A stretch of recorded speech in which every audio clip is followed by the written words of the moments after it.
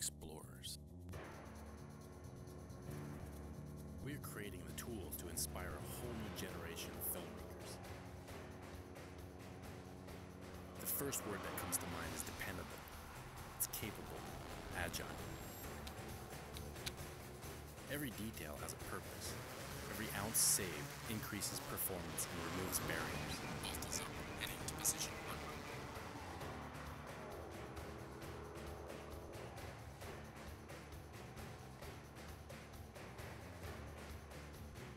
At the heart, it's got a Synapse flight control.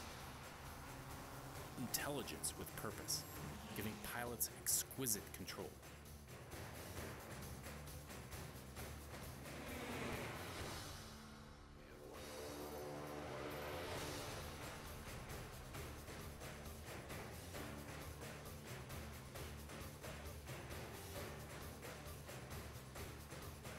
All are tools. They have an honesty in engineering, a sense of design simplicity, functionality. You feel the power, the control, the agility. Every aspect of this machine understands your needs.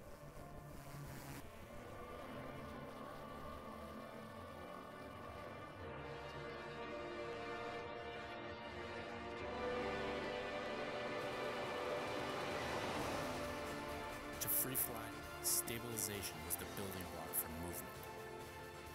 Movement leads inevitably to flight.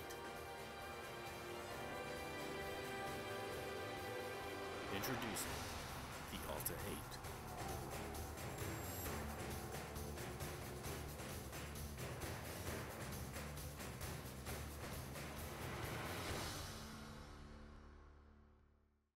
All right. I feel like after that, when you come out, like big pyrotechnic effects and you know, have an awesome intro with strobe lights and stuff. But thank you guys for joining us. I am joined on the stage with by Justin Long and Alan Yates. Sorry, Justin Brown. I'm sorry. Justin Long's an actor. Yeah, he is. But he's a good actor. like I said, that video just flummoxed me. It was just so good. I can't help it. So we are here looking at the brand new Alta 8. So like the name suggests, right? 8 means octocopter, right? Yeah. So, yeah, absolutely. Yeah. So obviously you guys built upon the Alta 6, I would say, or I guess what you're calling now the 6. And one of the big things for us, you know, we've been working a lot with the handheld component, right, the Movi part of it. But being able to put on an aerial platform with literally a one-click, you know, towed in a whole accessory has been really invaluable. And one of my favorite things about this actual rig, for those that haven't seen it, is that it's quite large when it's set up like most multi-rotor configurations because you need the wingspan. I mean, you could probably talk to it more as the designers of this, but it's the ability for it to fold up and compact into a little bit smaller. So can you speak to that a little bit in terms of how the design ethos came around and the genesis of this?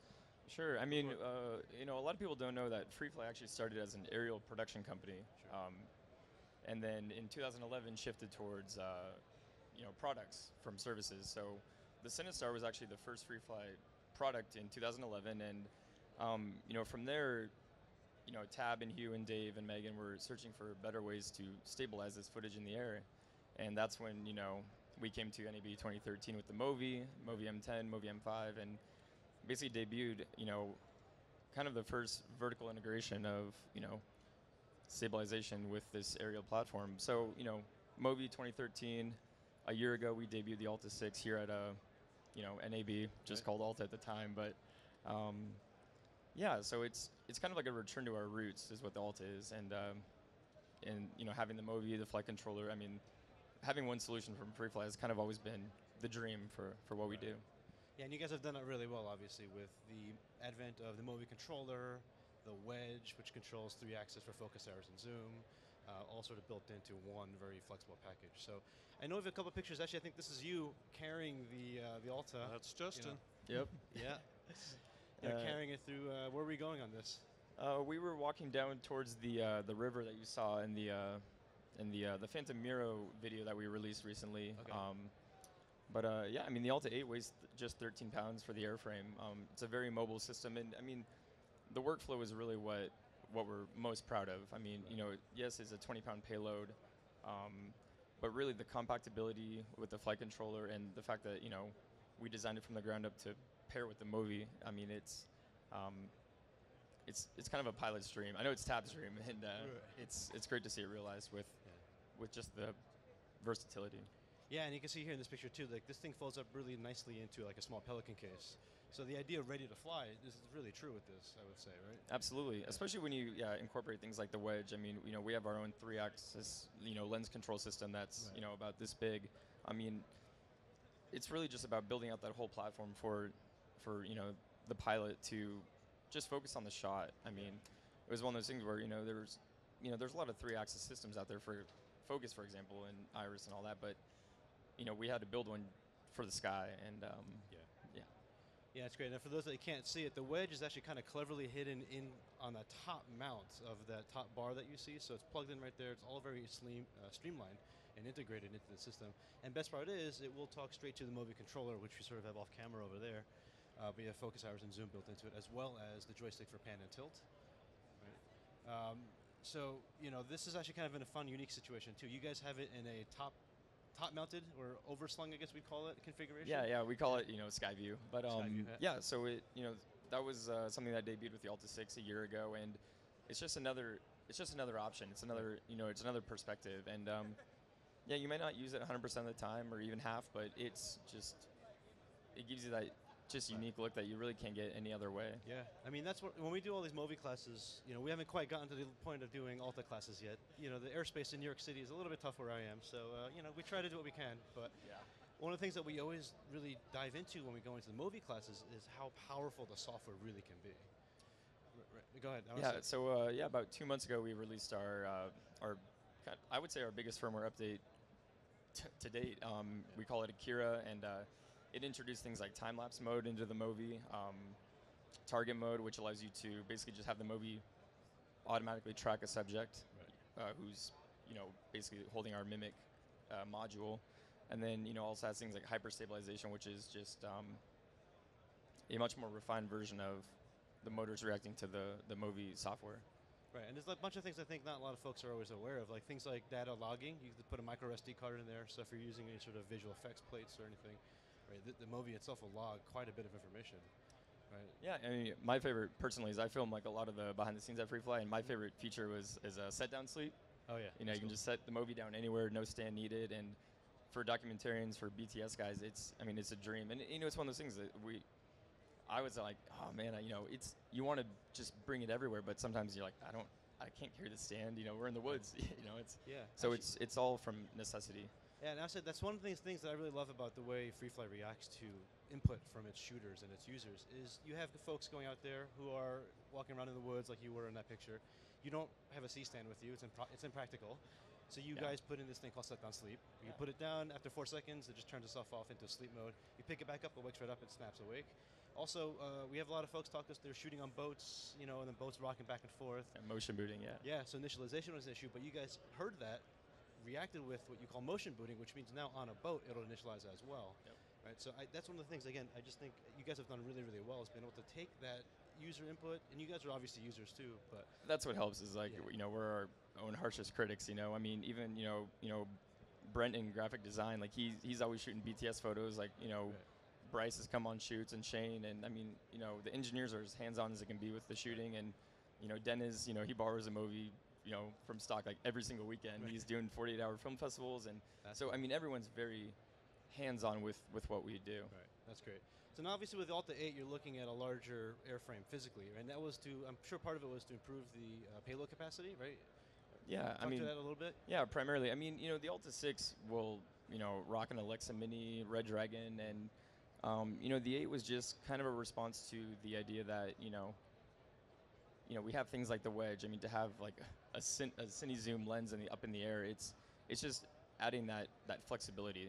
I mean, yeah, you can swap out your prime lenses, but to have like a large like Ingenue or Canon zoom lens, I mean, to adjust your focal length without landing, I mean, things like that. It's just streamlining the workflow. Right. So I see this graph here. So this is a representation sort of your overall flight time to a payload ratio, I guess would you call it? Yeah. I mean, Alan can certainly attest to that. Yeah, I think the idea is there's a lot of misinformation about flight time and payload constantly, and it's really an algorithm that you have to play with. If it's the climate, if it's humidity, if it's heat, it's going to change the flying conditions overall. So we give our pilots quite a bit of information beforehand, and quite a bit of information while they're flying so that they can really determine this combination of flight time, payload, battery life, so that they just don't get in trouble. So again, we're happy that the Alta 6 can carry about 15 pounds for about 14 minutes, and the Alta 8 can up that 20 pounds for about the same time. But it really depends on conditions, so you don't want to follow any sort of rule of thumb. You really want to pay close attention to the conditions that you're flying under. Now, is there any minimum weight that you need to pay attention to in terms of can you fly a really small camera on the 8, or should you really look at using the 6 or something like that? Or I mean, one of the cool things about the 8 is, I mean, Jeff Scholl over at Quadricopter is flying, an A7S for close to half an hour. I mean, it's really cool to see how, it's not just about the big, zoom lenses. Like, yeah, that's a big push for us, but at the same time, yeah, you can go put an A7S on an M5 below this and shoot for half an hour, and it's again just the flexibility of that option. Right, so I think that's important. Obviously, yes, it's great, like you said. It's awesome to put an Alexa Mini on it, and that's kind of the big showy thing that everyone wants to talk about. But if you need to fly for 30 minutes or more, you put on a lighter weight camera. Right? And another thing we're really pushing towards is more industrial applications, and a big extension of that is flight time. We have these guys surveying. We have pilots who've worked with like the New York Fire Department to survey buildings before they set any guy in there, and things like that. And a lot of the workflow is just an extension of needing those longer flight times, and so the Alt 8 really does allow a lot more applications with regards to that. And the top mount really helps as well. You can imagine flying under a bridge, looking up at a skyscraper, at a building under construction, because you need to see both above and below. So yeah, it helps with a lot of the commercial applications. So both game-changing and life-saving, maybe. We can put that out there as a tagline for it, right? Can we have that? Yeah, you may have that, absolutely. So that's great. I mean, again, you guys have done all this great innovative stuff with this. I mean, I'm looking at all the stuff you've done with just the Mimic controller itself. I know one of the things that I really dug last year was you put the Mimic receiver, or transmitter, I guess, on a pair of Zeiss Cinevisors. Yeah. And we're looking around the space. It's kind of like VR, but like beyond that, because now the Movi is tracking behind you. So can you use the the Mimic receiver on a person in flight mode? Does it work that way as well? Like if you're flying the Alta, will the Movi continue to track a subject? Yeah, so with, like we mentioned with the new firmware update, a couple months ago in Akira, target mode allows you to, basically just equip a user with the Mimic module, and even in flight, the Movi is taking in, barometric information, GPS. I mean, there's a lot of things going on that even allows target mode to work at varying elevations, so you could, have a perfect tilt move, coming around a subject, and that's what's kind of cool is like a single pilot could frame up a shot with target mode, and if that's all the resources you have, so Right, and that's important. Yeah, that's a really unique feature, I'd say. So, I mean, with all this integration, what else is coming? You guys have any sort of sneak peeks for us that you can sort of announce today, or you got tight lips? Nothing else. All right, I tried. All right, Nothing else. I know you guys are doing something in the summertime, so we're looking forward to seeing what that summertime announcement is. I don't know what it is, so don't ask me. I'm not privy to any inside information, but we're trying to release things and explain it to people, not pre-release, not pre-announce. We want to under-promise and over-deliver. Right, which we appreciate. And I'm looking now, I see the next slide coming up is actually talking about part of Akira, which introduces time-lapse mode, and the new software GUI is quite beautiful and very intuitive, right? Is that something that was really an effort on your part, concentration? Yeah, I mean, we had the original interface for the movie for a couple years now, and I mean, yeah, part of it's you just kind of want something fresh, but Dennis and Brent, I mean, engineers, graphic designers, I mean, they really poured a lot of time into just, how can we make this simpler? I mean, you're like one button away from time-lapse mode now. I mean, it's really just about cutting out the obstacles to just what you need to do, because the movie's much more than stabilization now. You can even with time-lapse mode, you can basically set up a shot, start frame, end frame, and you can do like repeatable moves. So they're telling me about time-lapse mode, I'm like, well, that's like motion, it's so hyperlapsing or motion lapse, right? Yeah. That's a very cool concept. Yeah. I'd just add to that while hardware is the sexy thing that you see, it really is software that really, in many respects sets us way apart.